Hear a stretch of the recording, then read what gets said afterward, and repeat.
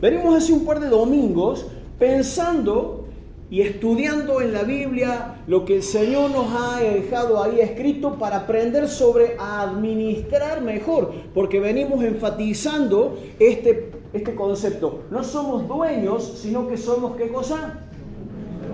Administradores. Somos administradores del tiempo, somos administradores de la salud, de recursos económicos, de dones, somos administradores. Dios ha puesto en nuestras manos un montón de cosas para que nosotros las hagamos producir de la mejor manera. Y quiero que pongan atención en esta instrucción del apóstol Pablo al pastor Timoteo. Y después les voy a hacer una pregunta sobre el texto, así que escuchen con atención.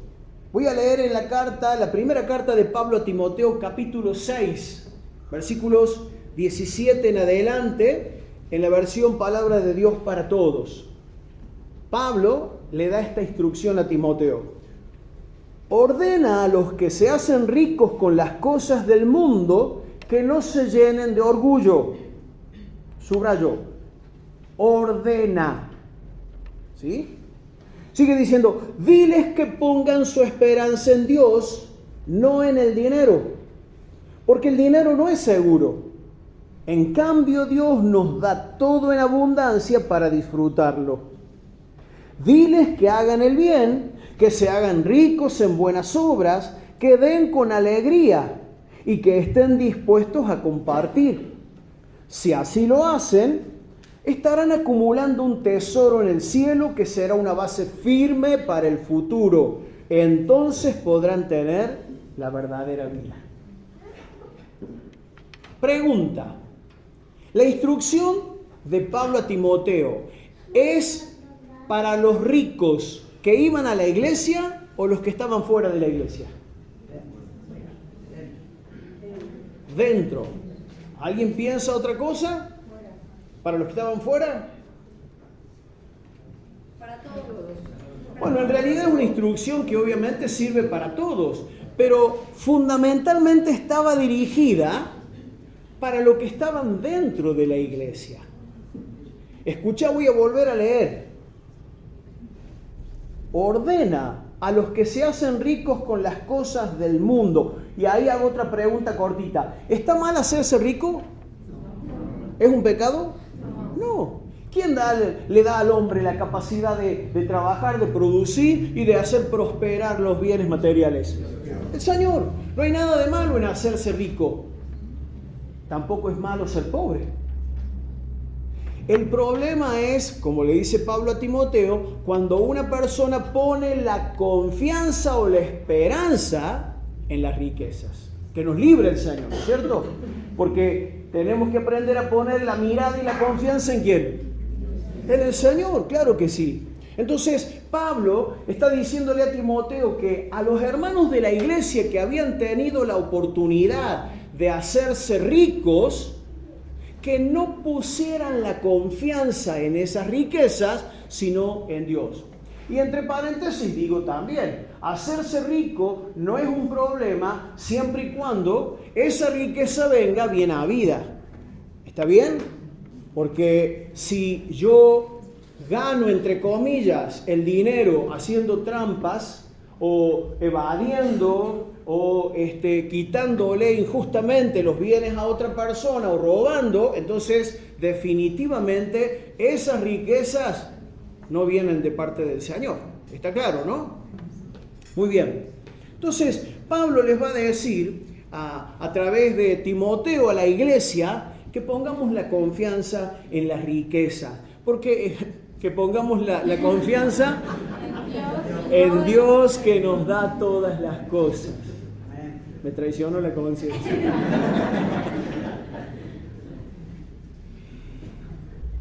Diles que hagan el bien,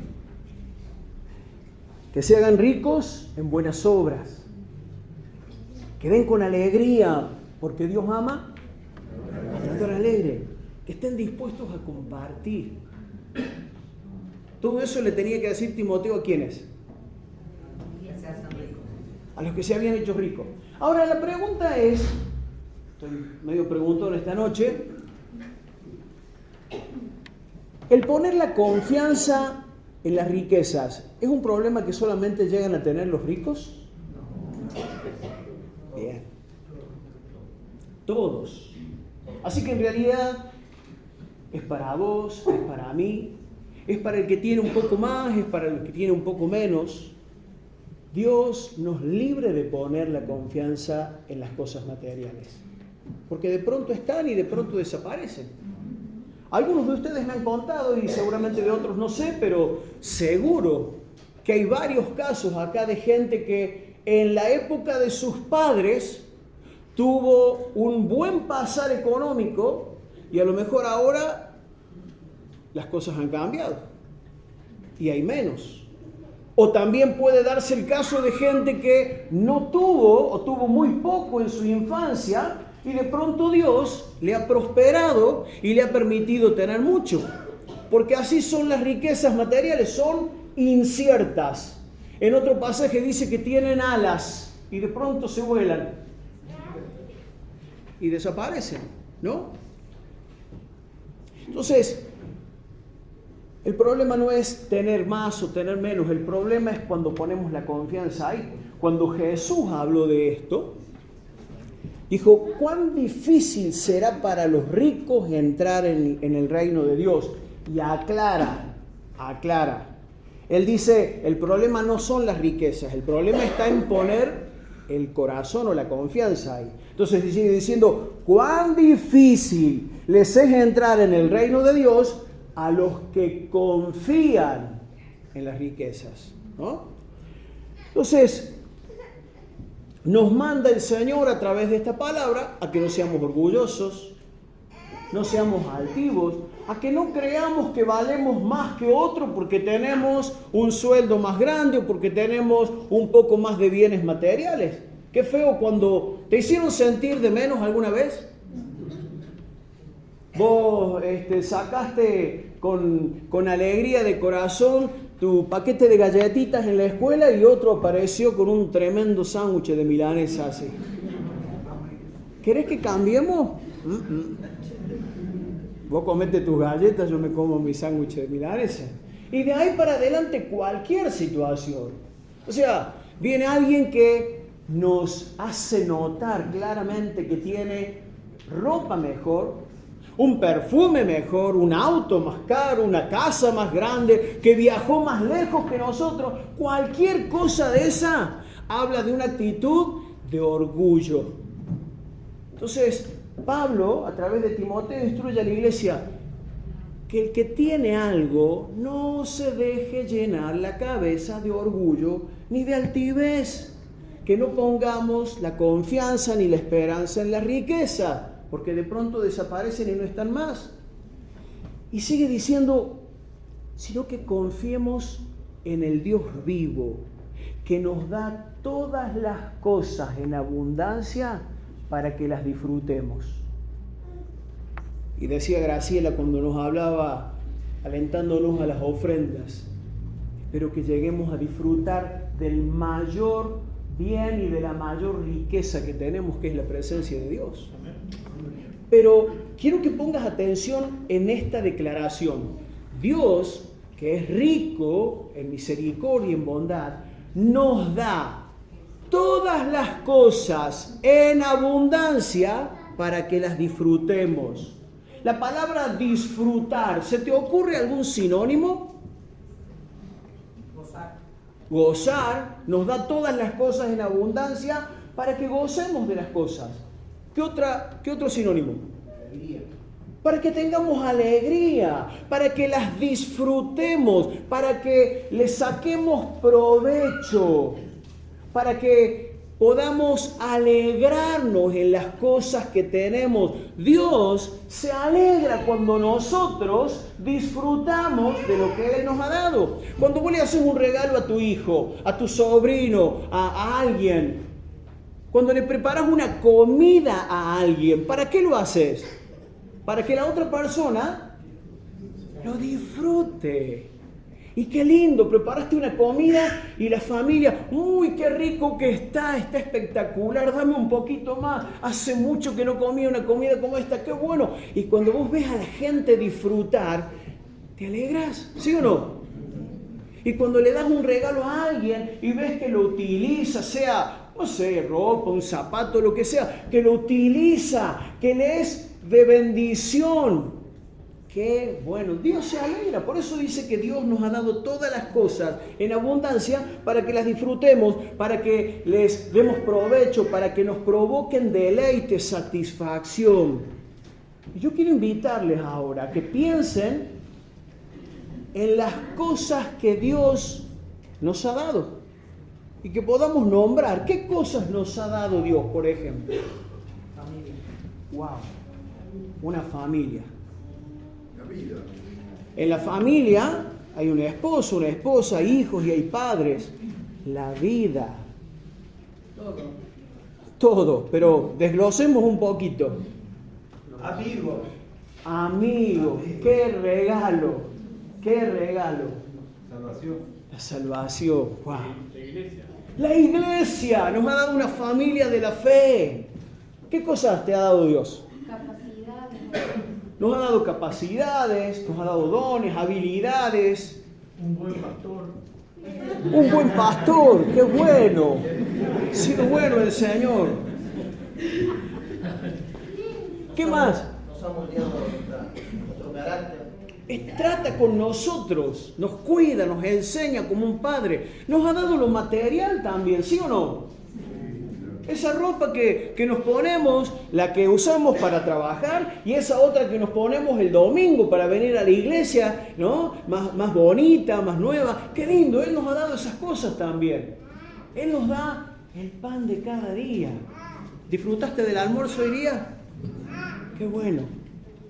Ahora, yo quiero preguntarte, y ahora ya no para que me contesten, sino para que piensen. Él nos ha dado todas las cosas en abundancia para que las disfrutemos. La pregunta es esta: ¿estás disfrutando de lo que Dios te dio? No me contestes, pensá. ¿Estás disfrutando de la vida? ¿O es una queja tras otra cada día? ¿Estás disfrutando de tu familia, de tu esposo, de tu esposa, de tus hijos, de tus padres? ¿O son la causa de tu fastidio y de tus quejas? ¿Estás disfrutando de tu casa, de tu vida, del trabajo que tenés? Porque hay gente que pierde la capacidad de disfrutar de las cosas que tiene.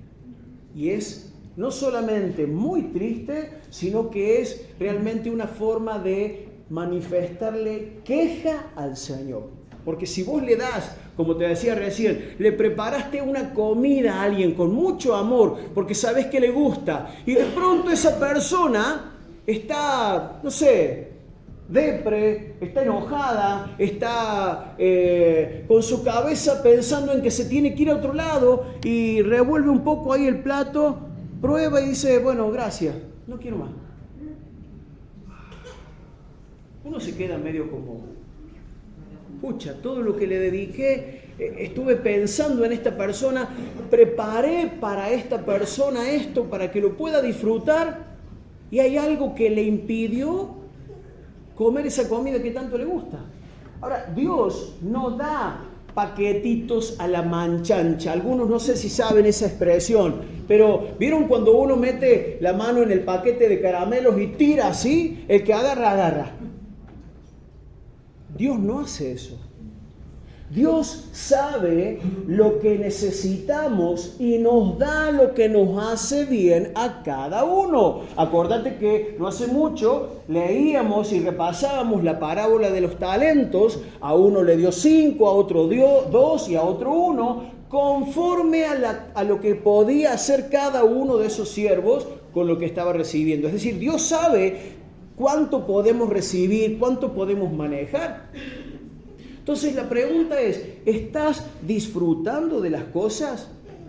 Porque hay un mal, hermanos, que se ha metido inclusive en la iglesia El mundo está minado de esto que te voy a decir, pero hay un problema, una actitud que ha minado inclusive el corazón de los cristianos y es la disconformidad y es la ingratitud. Es decir, cuando de pronto despreciamos lo que hemos recibido, no le damos el valor o nos parece poca cosa o hay algo que nos está pasando por lo que no podemos poner atención, cuidado y disfrutar en eso que hemos recibido.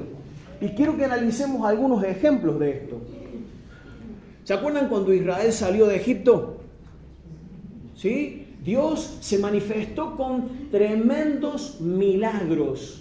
Las 10 plagas, abrió el mar, los cubría de noche con una columna de fuego, de día una nube impedía que el sol los fatigara. Es decir, Dios estaba ahí atento y les proveyó de manera milagrosa durante 40 años el alimento, y dice la palabra que ni siquiera se les hincharon los pies durante todos esos años. ¿Alguno ha sufrido de hinchazón de pie? Bueno, a ellos no se les hincharon los pies durante 40 años. Y eso que anduvieron en el desierto. Y no tenían una tienda de ropa para comprar zapatillas cómodas. Así que Dios los estuvo cuidando. Sin embargo, fíjate lo que dice en el libro de Números capítulo 21.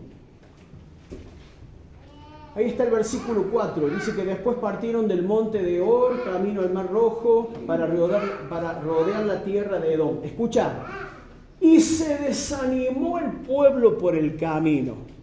Y ahora vamos a saber o a leer por qué se desanimó. Pregúntate, ¿desanimaste alguna vez? ¿Te desanimás a veces?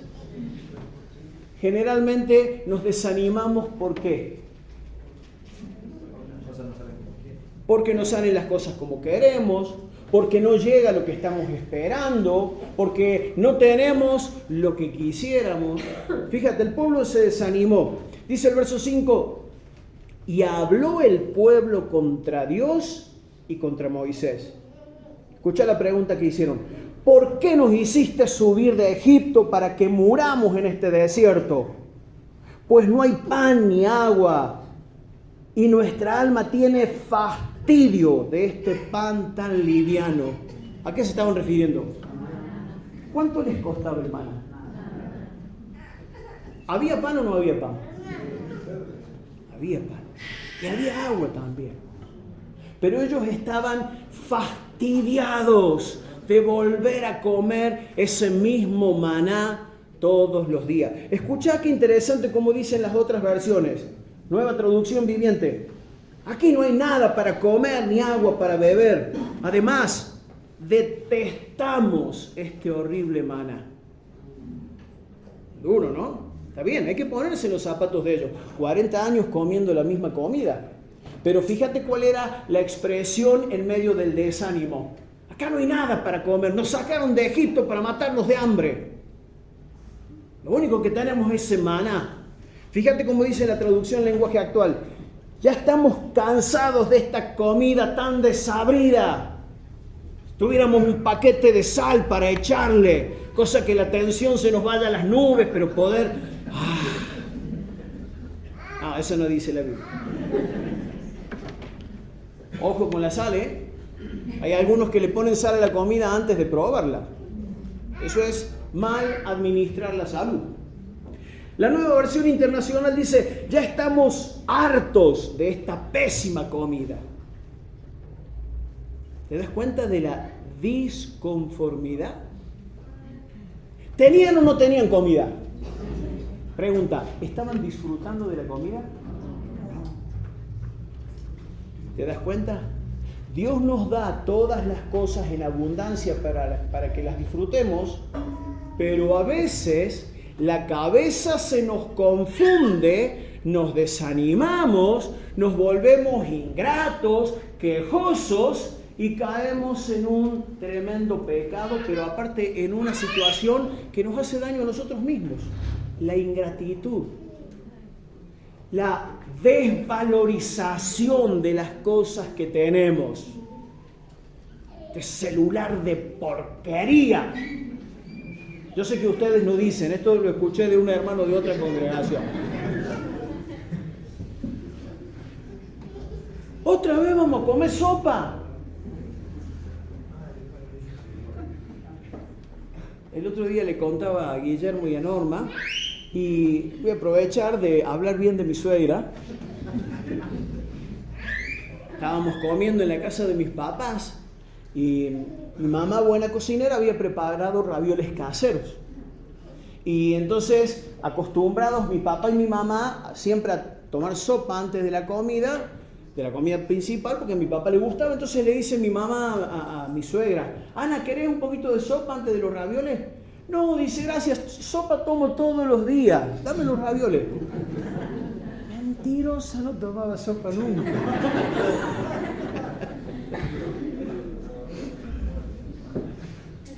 Hermanos, Israel tuvo comida y bebida, tuvo cuidado de día y de noche, tuvo seguro médico en el desierto, no se les hincharon los pies, no se les gastó la ropa.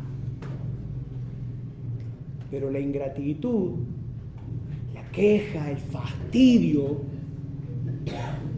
no les permitió disfrutar de lo que Dios les estaba dando. En el libro de Esther aparece en el primer capítulo el libro del rey Asuero. ¿Sí? Y este Asuero tenía un funcionario que se llamaba Amán. Amán era uno de tantos funcionarios, pero era al que el rey Asuero le dio la mayor autoridad, la mayor distinción entre todos los demás. ¿Sí?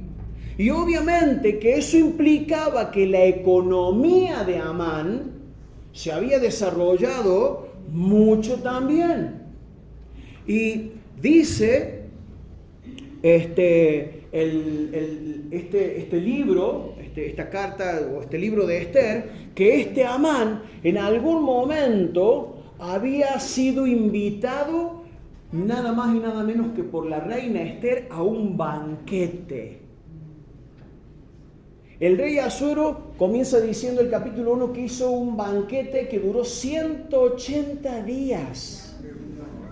Y después a todo el pueblo les hizo un banquete de una semana. Así que imagínate vos las riquezas que había en ese reino.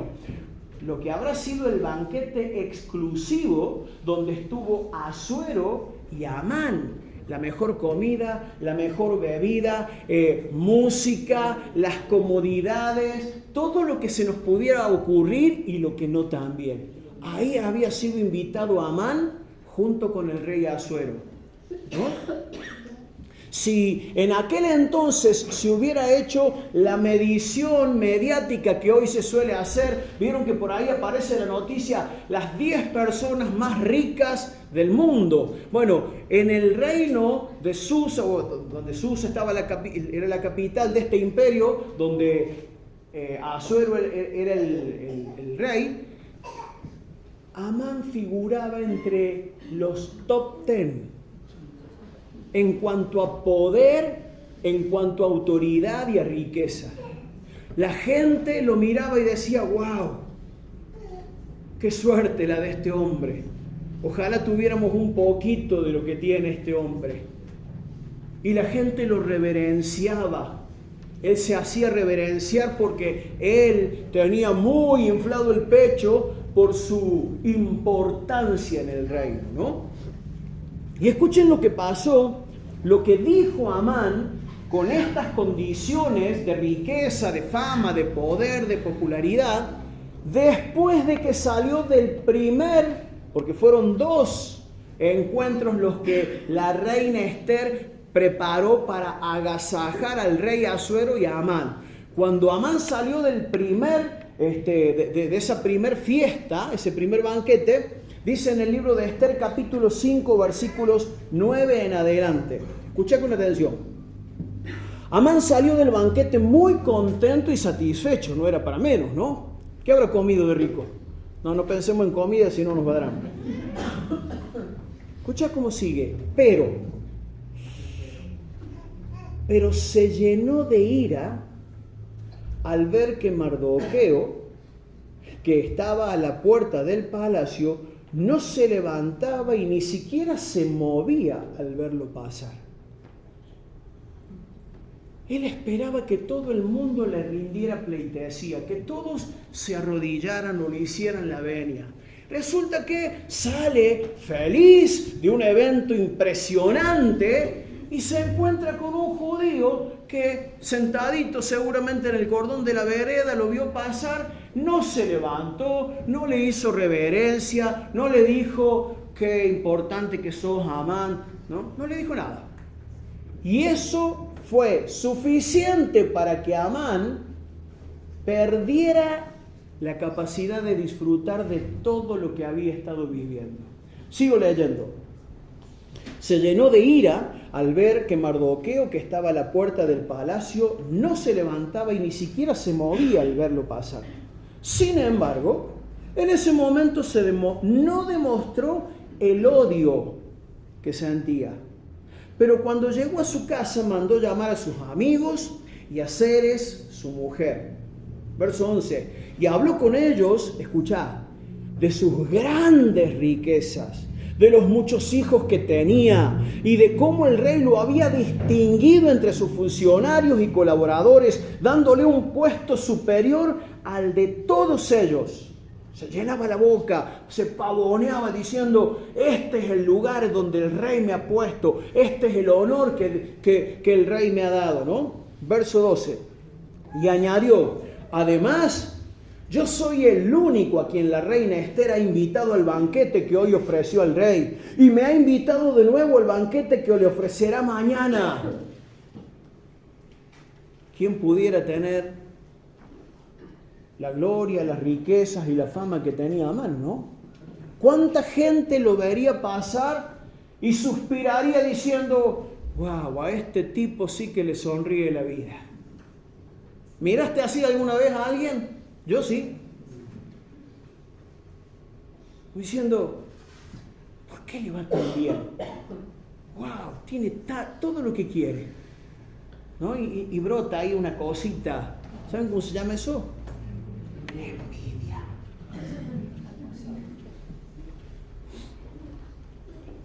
¿Cuánta gente habrá mirado a Amán así, no? Sin embargo, verso 13 dice, mientras sigue hablando Amán, ¿no? Después de describir todas sus riquezas, su fama. Sin embargo, mientras yo vea a ese judío Mardoqueo sentado a la puerta del palacio real, todo esto no significará nada para mí. ¿Qué es lo que le hacía a Mardoqueo? ¿Le quitó algo? ¿Le sacó la lengua?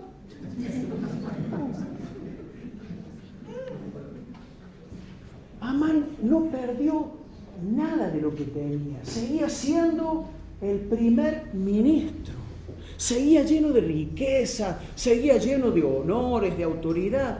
El hecho envidioso de que alguien no se parara y le rindiera el honor era suficiente para que él se sacara y odiara a ese judío Mardoqueo y se le fuera la capacidad de disfrutar de toda la abundancia que tenía. Dios nos ha dado todas las cosas en abundancia. ¿Para qué? No me convenciste. ¿Para qué? Para que las disfrutemos. Por eso te pregunté al principio cuando leímos el texto, ¿estás disfrutando de las cosas que Dios te ha dado? ¿O habrá algún Mardoqueo que aparece de vez en cuando y hace que se te borre la sonrisa de la cara? ¿Habrá algún Mardoqueo que haga que la comida pierda sabor y pierda sentido una juntada familiar? ¿Habrá algún Mardoqueo en tu vida que te amarga la existencia cada vez que lo ves o que te lo nombran? Amán estaba lleno de altivez, estaba lleno de soberbia, y esto le había infectado el corazón de tal manera que no podía disfrutar de todo. Tenía salud, tenía fama, riqueza, popularidad, el respaldo del rey. Dice el libro de Esther que el rey Asuero reinaba sobre 127 provincias, desde la India hasta no sé dónde, es decir, una extensión tremenda. Amán lo tenía todo, pero no podía disfrutar, porque simplemente se le había atragantado un judío pobretón que se llamaba Mardoqueo. ¿Te das cuenta cómo el enemigo puede hacernos pisar el palito y meternos en la trampa para robarnos la bendición de disfrutar a veces de la familia, del trabajo, del tiempo de descanso, de pasar un rato libre con tus amigos?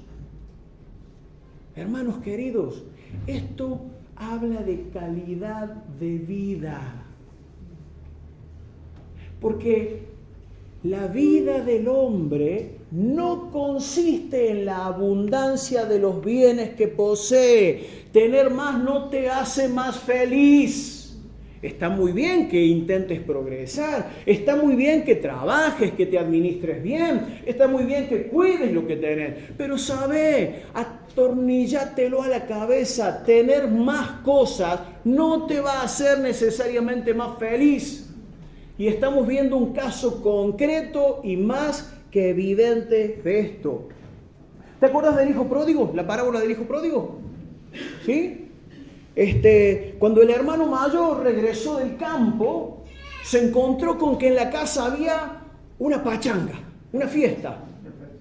Y después de preguntar, le dijeron, el motivo de la fiesta es que llegó tu hermano. ¿Cómo se puso el hermano mayor? Se le hinchó la vena. Y no quería entrar a la fiesta. Tuvo que salir el padre y rogarle, insistirle que viniera a festejar. Había un motivo de celebración. Y dice el texto en Lucas 15, 29, le dijo a su padre, es decir, el hijo mayor le dijo a su padre, tú sabes cuántos años te he servido sin desobedecerte nunca. Y jamás me has dado ni siquiera un cabrito para tener una comida con mis amigos.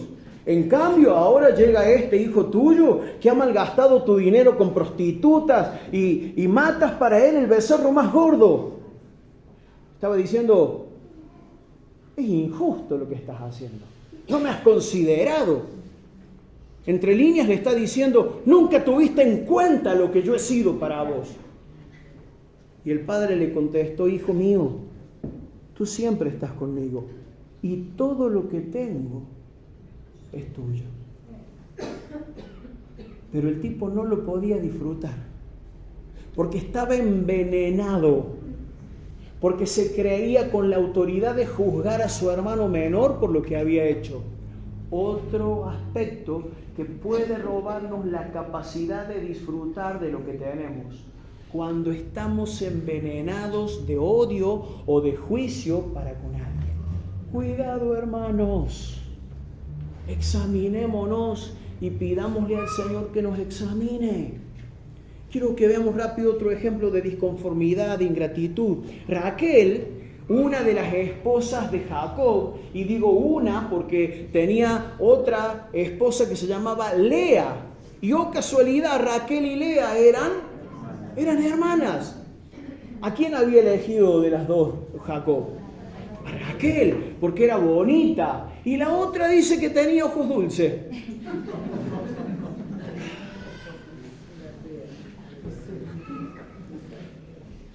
Fulana de tal, ¿qué tal es? ¿Es de buena? Esa era Lea. La otra era despampanante. Y Lea es buenita. ¿Se unos mates de rico? Y Raquel sabía que era la preferida de Jacob, pero tenía un problema. ¿Cuál era? Era estéril, no podía tener hijos.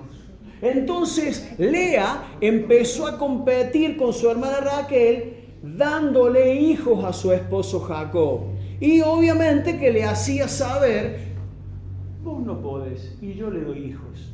Y eso en la cultura judía, o sea, para cualquier mujer que no pueda tener hijos es doloroso, pero en la cultura judía tenía una implicancia mucho más profunda, ¿sí?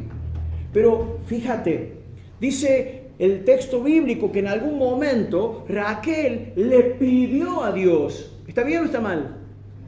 Claro que sí. Cuando hay algo que no tenemos, cuando necesitamos, cuando esperamos que Dios nos bendiga, está muy bien que oremos. Y Raquel oró, y fíjate lo que pasó. Génesis 30, 22 al 24. Pero Dios tuvo compasión de Raquel, porque el Señor es misericordioso, es compasivo, es generoso. Y Dios tuvo compasión de Raquel y respondió a sus oraciones. Le permitió quedar embarazada y tener un hijo. Es decir, Dios le concedió a Raquel lo que tanto anhelaba en su corazón. ¡Qué bendición! ¡Bendito el Señor! Pero el relato sigue y dice: cuando nació el niño, Raquel dijo: Dios me quitó la vergüenza de no tener hijos, y le puso por nombre José. Fíjate lo que significa el nombre José. Significa que Dios me dé otro. Pues dijo: ojalá que Dios me dé otro hijo. Eso te hace pensar, ¿Raquel disfrutó de su hijo? Sin duda que debe haberlo disfrutado, pero no terminaba de conformarse, no terminaba de deleitarse en ese hijo que Dios le dio como respuesta a sus oraciones, porque ella estaba pidiendo otro más. Claro, Lea tenía varios hijos a estas alturas y ella apenas le había dado uno. Entonces, si te das cuenta, a veces esa ambición, siempre quiero más, siempre me parece poco, siempre creo que no me alcanza.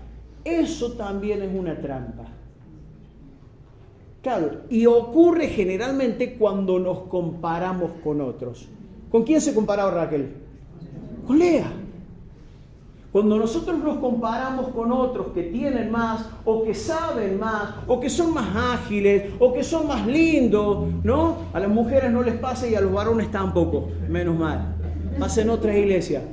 Cuando nos comparamos, hermanos, entramos en esta disconformidad. Si fuera más alto, si tuviera más pelo, si fuera rubio, si tuviera los ojos de tal color, porque hasta del cuerpo a veces tenemos disconformidad. Y eso habla de que estamos mirando lo que no tenemos que mirar. Hoy en día, a causa de un tremendo engaño satánico, la gente está disconforme de su sexualidad. Y hay hombres que quieren ser mujeres y mujeres que quieren ser hombres. Cuando debiéramos disfrutar de todas las cosas que Dios nos ha dado en abundancia, entre ellas una identidad a las mujeres como mujeres y a los varones como varones. ¿Es parte de lo que Dios nos ha dado o no? Tenemos que disfrutarlo también. Pero somos disconformes de las cosas materiales, somos disconformes de la esposa, del esposo, de los hijos, de la iglesia. Bueno, del pastor no, porque dijo ahí Guillermo que le ha dado un pastor bueno, ¿no? ¿Se acuerdan? Otra persona, y vamos llegando al final. ¿Se acuerdan de Ana, la que llegó a ser mamá del profeta Samuel? Ella también tenía la misma situación que Raquel, era estéril, no podía tener hijos. Y esto también le quitó la capacidad de disfrutar, de sentarse a comer con su esposo, con su familia, porque también había otra ahí en el medio. Bueno, una situación compleja, ¿no? Pero la traigo a memoria porque Ana logró vencer este cáncer o este virus espiritual, la envidia, los celos, la ingratitud. Porque dice la palabra, dice el texto, que Ana, estando en Silo, que era el lugar donde iban a hacer las ofrendas, porque ahí estaba el templo, fue con su familia y el marido le había guardado la porción más rica, la más tiernita, le había puesto salsita criolla, una mayonesa casera. Y Ana, lo que menos le interesaba era el plato de comida. Ella estaba angustiada porque quería ser mamá y no podía. Entonces dice que se levantó y fue al templo a orar. ¡Wow! ¡Qué buen ejemplo! Tan sencillo. No hay nada de nuevo, pero hay algo tan poderoso, hermanos. Aprendamos a venir a la presencia del Señor, aprendamos a postrarnos y a pedirle a Él lo que necesitamos. Ana lo pudo hacer. Y encima se topó ahí con un sumo sacerdote bastante obtuso de mente, bastante duro, de poco entendimiento. Cuando la vio ahí postrada, que estaba orando y llorando y que se le movían los labios, pero ella oraba en silencio, este hombre le dijo: ¿qué haces ahí, borracha?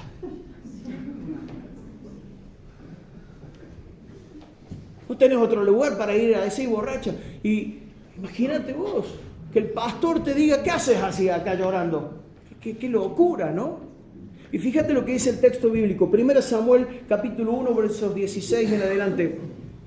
Ana, con mucha humildad, le dijo a Samuel, a este sumo sacerdote: no piense usted que soy una mala mujer, sino que he estado orando todo este tiempo porque estoy preocupada, estoy afligida. Vete en paz, le contestó a Elí. Dije Samuel, perdón, era Elí. Vete en paz, le contestó a Elí, y que el Dios de Israel te conceda lo que le has pedido. Muchísimas gracias, contestó ella. Luego Ana regresó por donde había venido y fue a comer y nunca más volvió a estar triste. Ahí hay algo poderoso, hermano. Levantarse para ir a comer es lo más común, pero no era tan común en la situación de Ana. Porque Ana también estaba profundamente angustiada, afligida y luchando con una situación que le privaba de disfrutar de la vida. Ana tenía salud, tenía un esposo, tenía un buen pasar económico, pero había algo que le estaba impidiendo disfrutar hasta de la comida. Y fue cuando Ana entregó eso al Señor, que pudo levantarse, aún sin saber si Dios le iba a dar o no ese hijo que tanto anhelaba. Pero pudo reconocer: Señor, vos sos el único que puede hacer el milagro y darme un hijo si vos querés. Y si me das un hijo, yo te lo voy a entregar. Pero no lo condicionó a Dios. No le dijo: si no me das un hijo. No. Le pidió con ruego, con humildad. Y cuando ella pudo derramar su angustia y su aflicción, fíjate lo que pasó. El Espíritu Santo estuvo ahí confortándola y llevándose de ella esto que le impedía disfrutar de la vida. Dice que se levantó, volvió por el camino donde había venido y se fue a comer. Habrá dado gracias por ese alimento y lo habrá disfrutado. Y no estuvo más triste. Es así de sencilla la ecuación, hermanos queridos. Tenemos que aprender a echar nuestras ansiedades en el Señor porque Él tiene cuidado de nosotros. Tenemos que aprender a no llenarnos de preocupaciones, ¿sí? Dice Pablo: por nada estén afanosos, por nada estén desesperados, enojados, quejosos, malhumorados, por nada. Antes bien, háganle conocer al Señor sus peticiones, sus ruegos, sus acciones de gracia. Y la paz de Dios, que sobrepasa todo entendimiento, guardará sus pensamientos y sus corazones en Cristo Jesús. ¿Te das cuenta? Lo sabemos. Abracémoslo. Hermanos, Dios nos ha dado las cosas para que las disfrutemos y el diablo se encarga de que se nos dé vuelta la cabeza para que en vez de disfrutar nos quejemos, para que en vez de disfrutar acusemos, para que en vez de disfrutar reclamemos. Eso no viene del Señor. Y ojo, no estoy diciendo que seamos unos conformistas, escucha bien, no estoy diciendo, y bueno, acá estoy. ¿Vas a comer hoy día? No sé, ya voy a ver si me traen. No estoy diciendo que seas un conformista. Trabajemos, seamos administradores sabios, hagamos producir lo que tenemos. Sea 1, sea 2, sea 5, hagamos producir lo que tenemos. Pero seamos agradecidos, disfrutemos de lo que tenemos. ¿Sos joven? ¿Tenés fuerza? Dale gracias al Señor por esa juventud. Y si ya tenés 52 años de casado, más los años de vida que Dios te dio, dale gracias a Dios, porque eso significa que Dios te sostuvo hasta esa edad. Y sí, yo me voy dando cuenta que en la medida que pasan los años, los achaques llegan y las limitaciones y otras historias. Pero si Dios me da vida, gracias Señor. No puedo ser un inconforme y pretender tener 80 años, pero correr como si tuviera 20. Lógico. ¿Tenés 80 años? Dale gracias a Dios. ¿Te tocó una familia numerosa? Dale gracias a Dios. ¿Tu familia es pequeña? Bendecí a Dios en esa familia pequeña. ¿Tenés una casa cómoda, amplia? Bendecí al Señor, disfrútala, manténela limpia, que sea para honrar al Señor. ¿Tenés una casa pequeñita, alquilada? Dale gracias a Dios porque tenés un techo donde meterte. Bendigamos al Señor, hermanos queridos.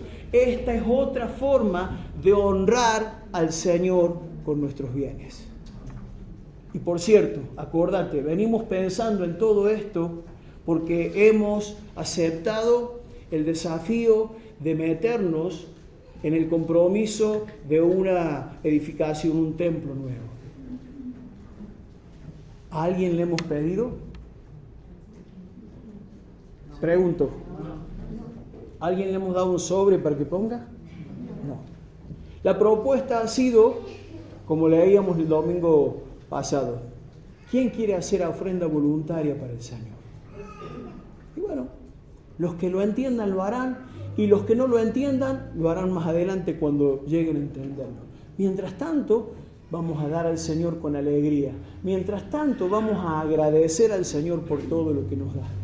¿Estás de acuerdo con eso? Espero de todo corazón, mi hermano. Por favor, vengan los hermanos de la música. Espero de todo corazón que puedas volverte hoy a tu casa considerando con otros ojos lo mucho y lo poco que tengas, lo grande y caro, lo pequeño y económico. ¿Sí? Si Dios te da oportunidad de comprar mucho, bendito sea el Señor, disfrútalo. Si podés comprar menos, bendito sea el Señor, disfrútalo. Y si aún Dios no nos diera algo o tomara algo de lo que tenemos, como comenzamos diciendo con el ejemplo de Job, que podamos reconocer que todo es de Él. El Señor es el que da y es el Señor también el que quita. Bendito sea el Señor en toda situación. Amén. Ponete de pie un momento.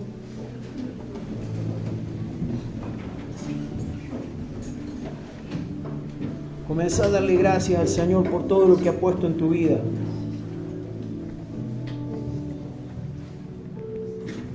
Y si tenés que confesarle